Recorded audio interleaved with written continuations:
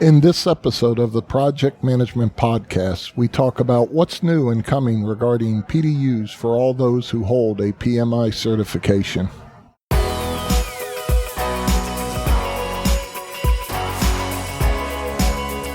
Hello and welcome to the Project Management Podcast at pm-podcast.com.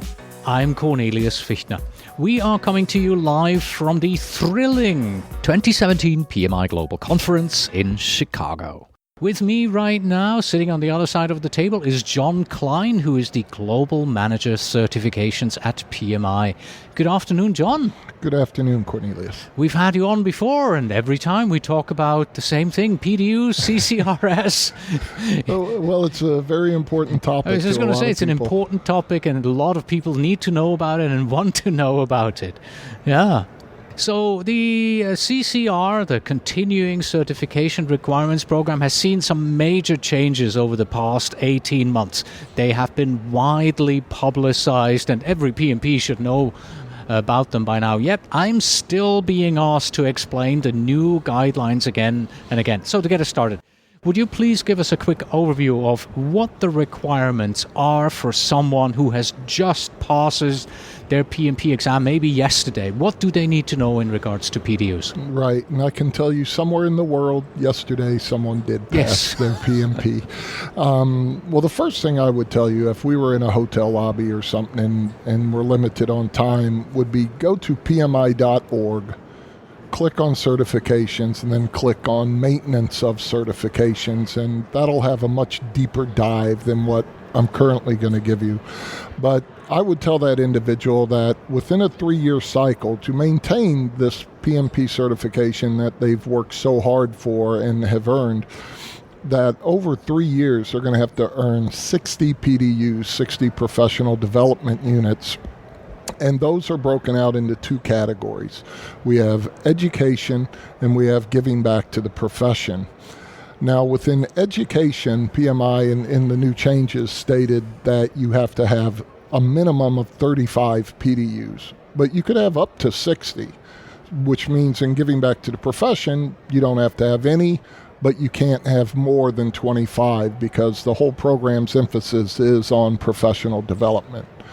And then within the education, based on research and feedback from organizations, what we've done is we've now directed the learning into 3 areas: technical skills, the leadership skills, and the business and strategic skills. So skills and knowledge in all those areas are what we've learned from employers that they really want to see development within the project managers in their organizations. Mm-hmm. And so from that's the basic. The thing is getting them done within 3 years. That seems to be the problem for some people. Yes. The new rules for the PDUs, they have been in effect for quite some time now. And I'd like to hear what kind of feedback you have received from the 3 main stakeholder groups. Yourself, first of all, then PMP certificate holders, as well as education providers. So how does PMI feel that these rules are working out? All right. Well, first of all, I'd say the rules are working out great from PMI and from doing this. And this is going to sound a little conceited or whatever coming back. But I'm not surprised because of it, because when we did this, we didn't go into a conference room and go, hey, this would be a cool idea, let's change it and do it. There was a lot of research, resources, and effort put into this so that when we rolled it out, we knew we were meeting what the market wanted to happen. And I think as we get into the other 2 groups, you can do it, but from what I've seen so far as we progress into this, it's been very well received, and it's going. I have nothing but the highest regard for our certification holders on how they received it and how they're working through it. Okay, well, let's move on to the certification holders. What are they telling you? Again, based on the earlier question, I wouldn't have said great if I did not think this. But honestly, we're hearing great feedback from them as well, and this always takes me back to when we were researching this. And the reason that I started having confidence we were doing the right thing and that it was the right thing to do for the profession was in the focus groups I started seeing around the world, started seeing a common theme coming out of this. The practitioners we were interviewing. I was literally behind the glass, looking, and they were all talking about how much PMI did to create the PMP and what you had to go through to attain the PMP. But then all of a sudden, once it was bestowed, they kind of felt that we just left them alone. We didn't provide them any more kind of direction of what was happening, what was in demand within the profession, and it really fell upon them to try to learn what they didn't know. So once we rolled it out, the feedback has been very positive. And when we do get a criticism, it usually isn't about the program. It may be someone would go, I think it should have been 7 PDUs required in technical versus 8 PDUs. So the content is always not what is discussed, but maybe a little bit of the process. Mm-hmm. So it's been well received, and it's kudos to our, as I said, to our practitioners. Mm-hmm.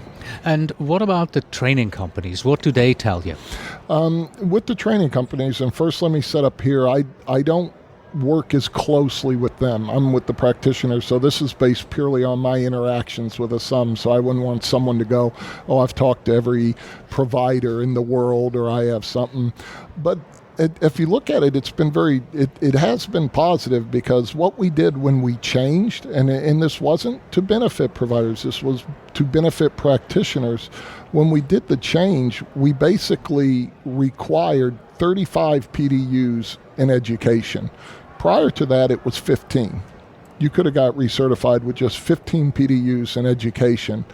So we've increased the amount of education that's needed to maintain the certification, or that's expected.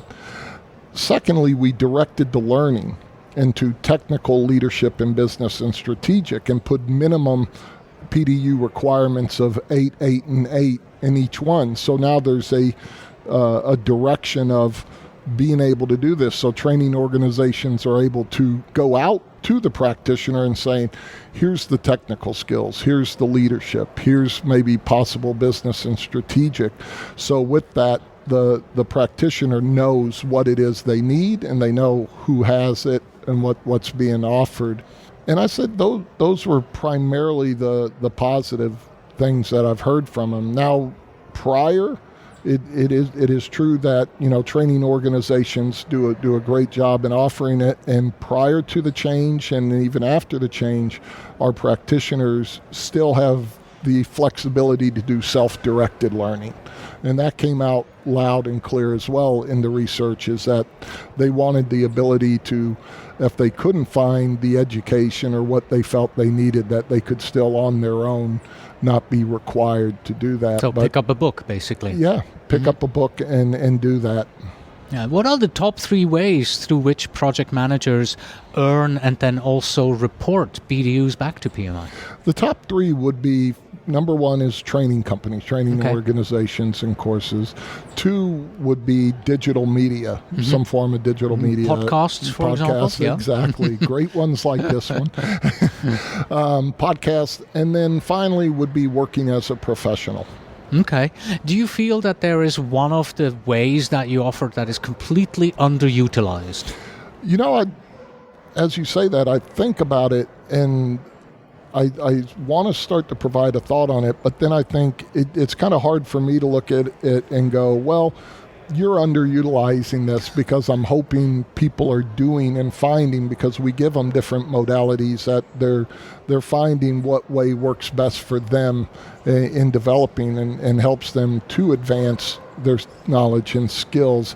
I would say that maybe the one thing that is a little underutilized is the giving back to the profession. I think where we do require that you can't go over 25 PDUs, not everybody's doing that, and some don't do it at all. And I think it would be great to see more of our practitioners, and there are is a great core that does it, but find a way to give back to the profession through mentoring or doing other things within organizations or schools. And what do you recommend to someone who's getting close to the end of their cycle? There it is. Oh my God, I have 0 PDUs. How do I get my PDUs? I would say you shouldn't have got in that situation first. You know, you're a project manager. You should have had proactive. Yes, and I do it.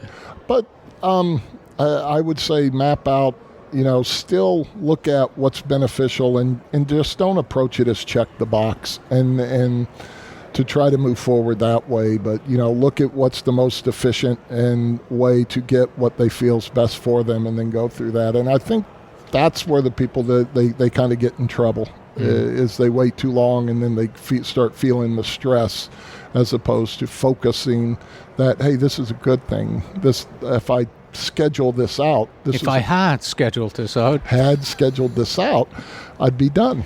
Right.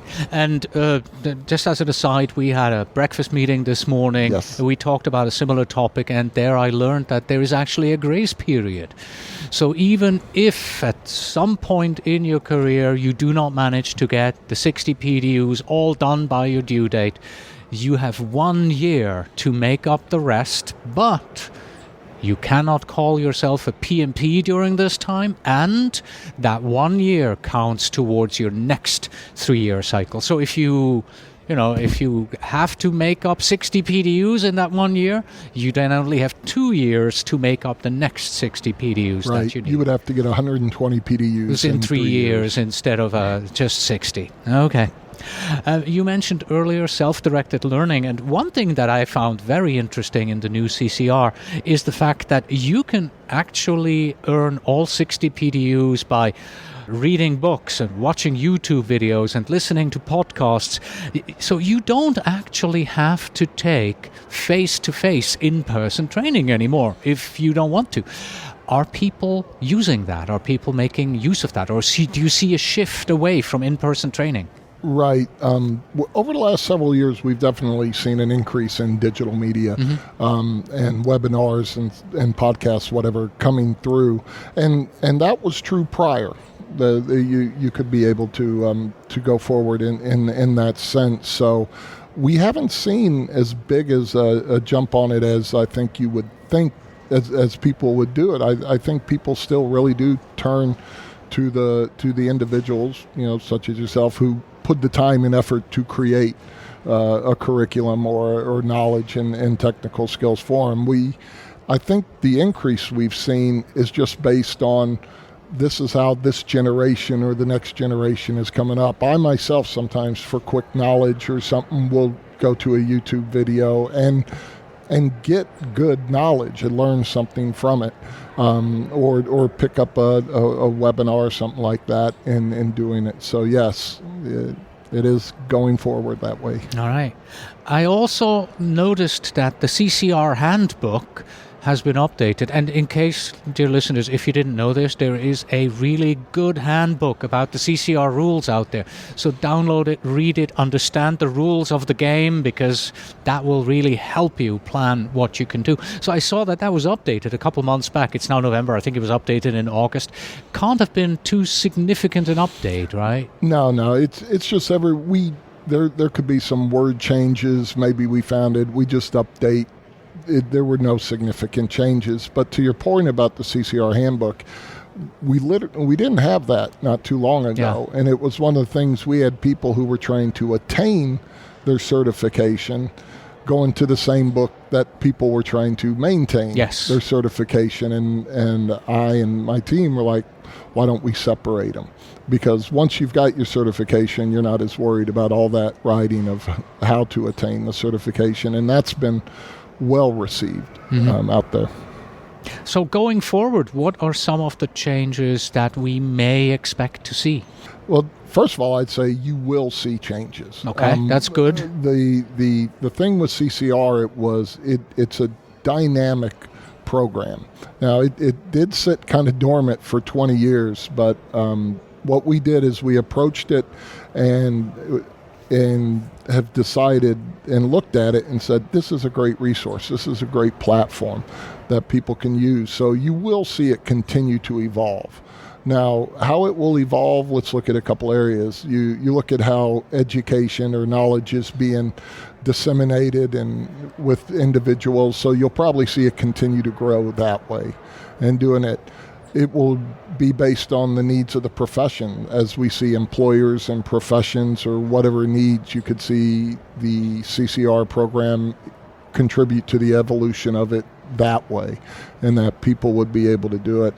And then my long term, and I'm kind of smiling here because I get a little bit excited when I think about it. I think CCR could become such a resource for someone when they are the individual we talked about earlier who waited till the end of their cycle to get all 60 PDUs. If we could have it set up to where they could actually plan it out better and have it planned to where it could help them manage the PDUs and not just be a platform for reporting PDUs. I think you'll see that coming. But I think over the next few years, you're going to see a lot of evolution within CCR, and it's all going to be in a positive way toward the practitioner. Okay. So let's make sure that we close on that positive note.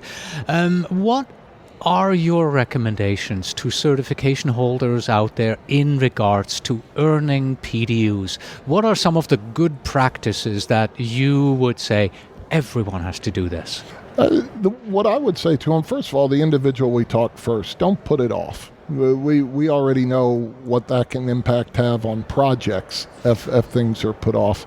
So treat your development as a project. Have a plan, have it mapped out.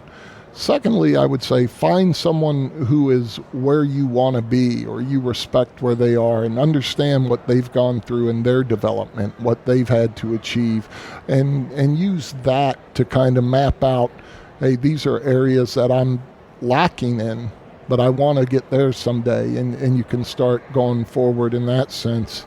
And then finally, which I kind of touched on the beginning, was have a plan. I can't emphasize it enough. Just have a plan. 60 PDU sounds like a lot when you get into the last 2 months of your cycle. But if you put it over 36 months, you're talking an hour and a half a month of trying to, dedicated toward development. And those people are the ones I see, and I talk to them, and they seem to also be more proactive. They have a further vision of where they want to go. So that would be my advice. Excellent. John, thank you so much for your time. Thank you for stopping by. All right.